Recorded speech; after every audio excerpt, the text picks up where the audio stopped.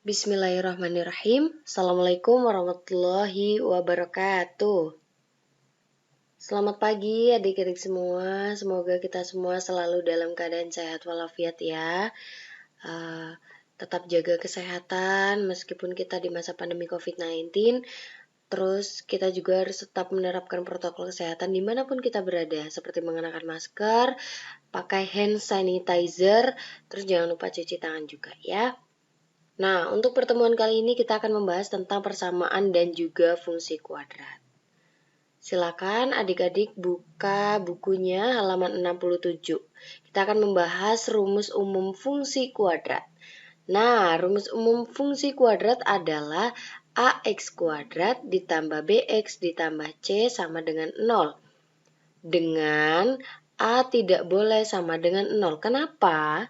Karena kalau A-nya 0, berarti 0 dikalikan dengan X kuadrat itu hasilnya adalah 0. Karena berapapun yang dikalikan dengan 0, itu hasilnya adalah 0. Nah, kalau komponen ini nanti 0, jadinya BX plus C sama dengan 0. Itu bukan fungsi kuadrat, gitu ya. Lalu, A dan B itu disebut dengan koefisien. Kenapa? Karena A dan B ini punya teman. Temannya A adalah X kuadrat, temannya B adalah X. Nah, X kuadrat dan X itu disebut dengan variabel. Gitu ya. Kita lanjut, untuk C ini disebut dengan konstanta. Kenapa nggak kayak A dan B? Karena C itu berdiri sendiri, nggak punya teman, makanya disebut dengan konstanta. Nah, nanti persamaan kuadrat ini akan mempunyai akar-akar. Nah, untuk mencari akar-akar persamaan kuadrat itu ada 3 caranya. Yang pertama memfaktorkan, yang kedua melengkapi kuadrat sempurna, dan yang ketiga yaitu rumus kuadratik atau rumus ABC. Kalau dulu zaman Mbak nyebutnya adalah rumus kecap, gitu ya. Untuk pertemuan kali ini kita akan membahas tentang mencari akar-akar persamaan kuadrat tapi dengan menggunakan cara memfaktorkan, gitu. Kita lanjut. Berikut adalah contoh fungsi kuadrat. Nah, ini dia. Ada 3x kuadrat ditambah 5x ditambah 12 sama dengan 0. Kenapa ini disebut dengan fungsi kuadrat? Karena kita samakan dengan rumusnya. Nah, rumus umumnya. Bentuknya sama kan ya? AX kuadrat ini adalah 3x kuadrat. BX itu adalah 5x. C-nya adalah 12 gitu. Nah, A-nya berapa sih? A-nya 3. B-nya berapa? 5. Dan C-nya adalah 12. Begitu ya, sampai di sini paham? Insya Allah paham. Nah, untuk yang berikutnya, nah ini dia. Mbak sudah menyiapkan 2 persamaan kuadrat. Coba kalian tentukan nilai dari A-nya berapa. A-nya kalau di sini berarti 1. Kenapa? Karena di depan X kuadrat ada angka 1. 1 dikalikan dengan X kuadrat hasilnya X kuadrat. Tapi kalau dalam persamaan nggak perlu ditulis 1 X kuadrat gitu. Cukup X kuadrat saja gitu ya. B-nya adalah 5 dan C-nya adalah 4. Begitupun dengan ini. A-nya adalah 1,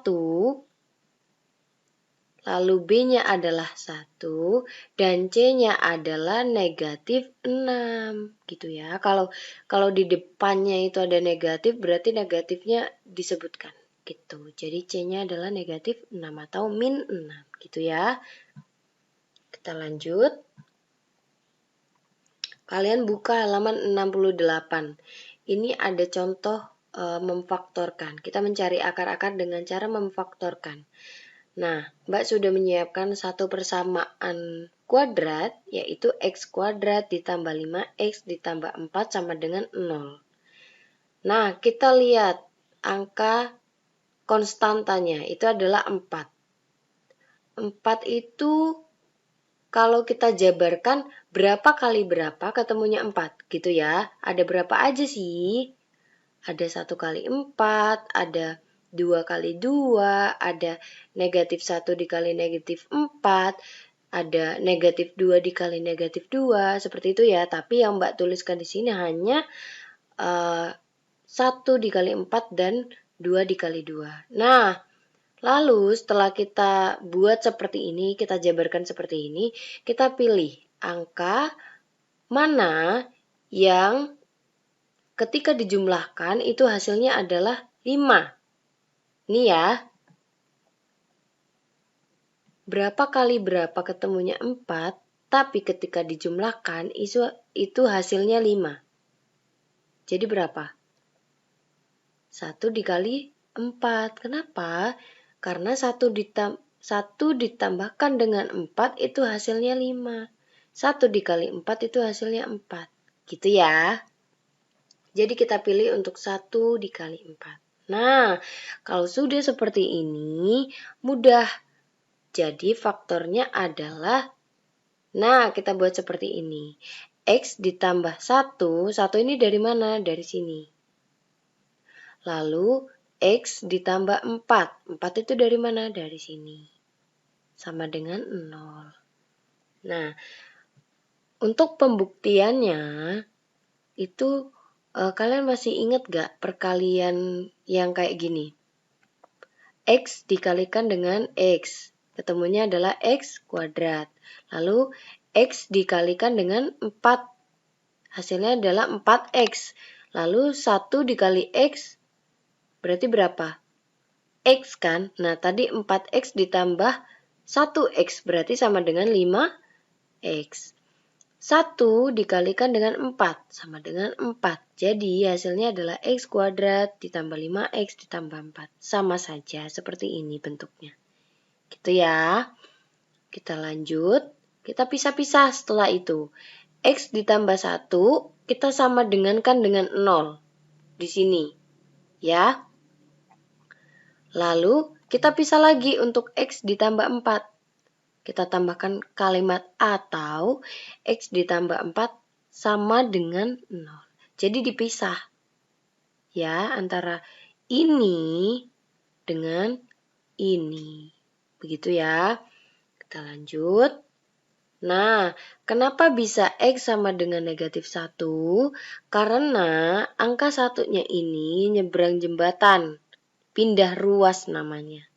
Jadinya yang tadinya positif akan menjadi negatif. Makanya hasilnya X sama dengan negatif 1. Atau yang ini gantian. X ditambah 4 sama dengan 0. Kenapa bisa jadi X sama dengan negatif 4? Sama saja dengan ini. Jadi angka 4-nya itu pindah ruas. Nyebrang jembatan.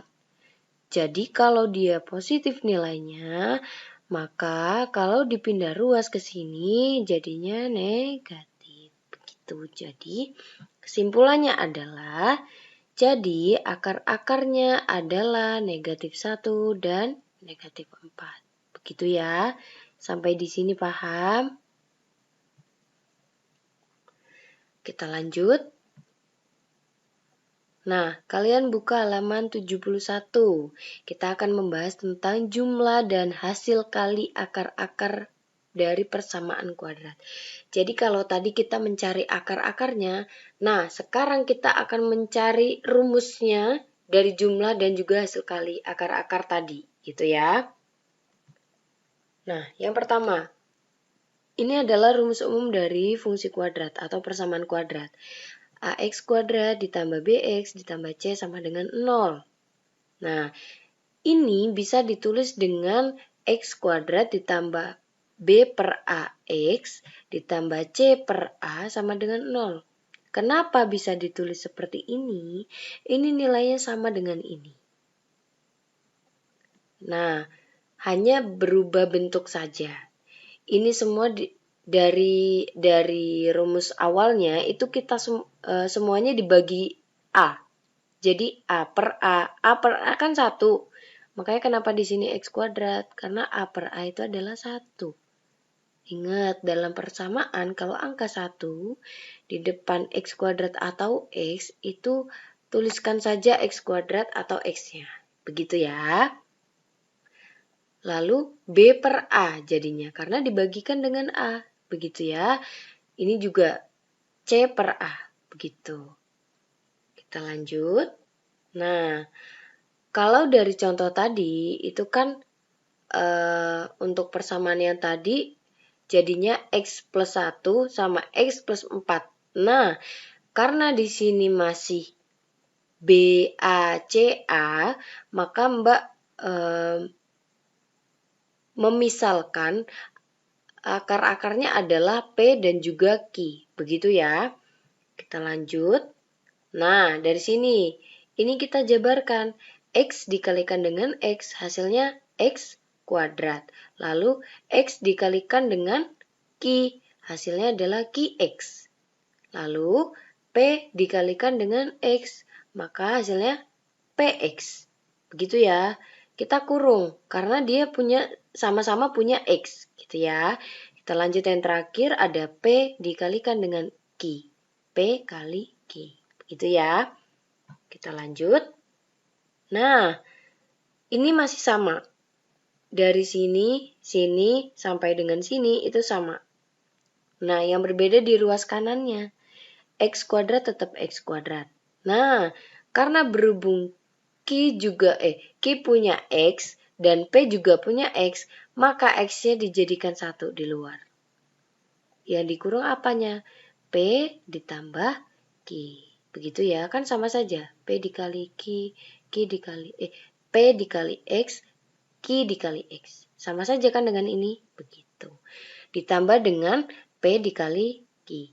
Sampai di sini ada yang mau ditanyakan? Kita lanjut dulu ya, nanti kita diskusi. Berikutnya, nah, ini adalah di ruas kiri dari contoh tadi. Nah, ini ruas kanannya. Kita lihat koefisien dari X kuadrat adalah 1. Di sini juga 1. Begitu ya. Lalu B per A itu sama dengan P ditambah Q. Dan C per A itu sama dengan P dikali dengan Q. Begitu ya. Kita lanjut. Maka X1 ditambah X2 atau akar ditambah akar dari fungsi kuadratnya itu sama dengan negatif P ditambah negatif Q sama dengan, karena ini sama-sama punya negatif, jadi kita keluarkan negatifnya. Negatif P ditambah Q. Kita lihat nilai dari P ditambah Q itu apa? B per A. Jadi nilai dari jumlah akar-akar fungsi kuadrat adalah negatif B per A. Begitu. Yang kedua, hasil kali akar-akar persamaan kuadrat itu adalah negatif P dikali negatif Q.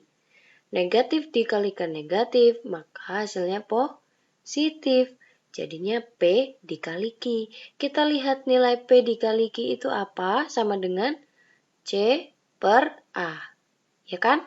Ini dia. Nah, maka C per A.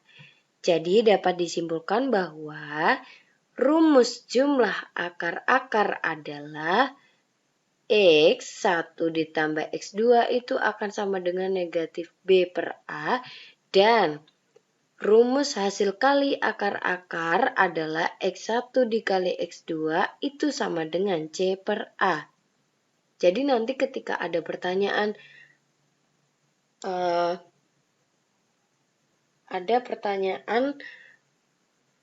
carilah hasil jumlah dari akar-akar persamaan kuadrat berikut. Kalian tinggal langsung masukkan nilai negatif B per A.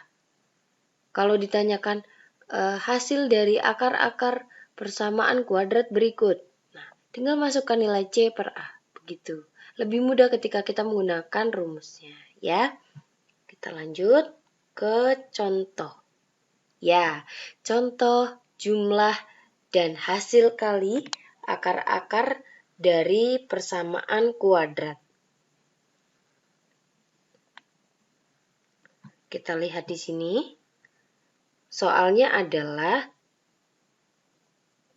hitunglah hasil.